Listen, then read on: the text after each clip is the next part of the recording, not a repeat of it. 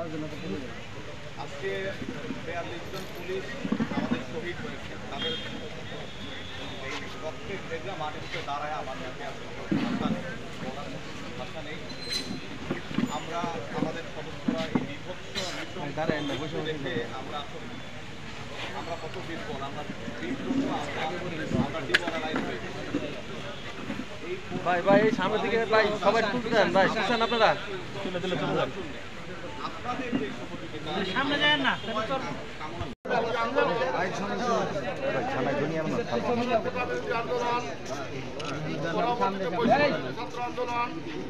এবং সর্বশেষ এক দফা সরকার প্রধান আন্দোলনের মধ্য দিয়ে বাংলাদেশের ছাত্র জনতা, সাধারণ মানুষ, শিশু, আমার পুলিশ ভাইয়েরা আত্মত্যাগের বিনিময়ে এবং অনেক ভাঙচুর জ্বালাপোড়ার মধ্য দিয়ে আমাদের সারা বাংলাদেশের পুলিশের কর্মবিরতি চলছিল।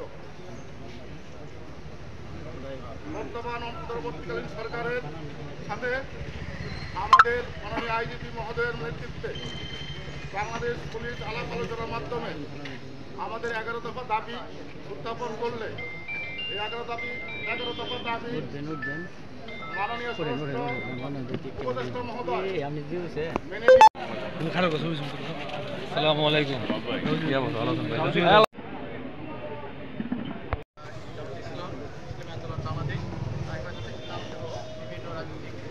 দলের বিভিন্ন পর্যায়ের নেতা নেতৃবৃন্দ, সাংবাদিক ভাই বোনেরা, উপস্থিত মণ্ডলী, সবাইকে শুভেচ্ছা জানাচ্ছি। আপনারা জানেন যে আপনারা সবাই প্রোগ্রাম করে, বিশেষ করে ছাত্রদের নেতৃত্বে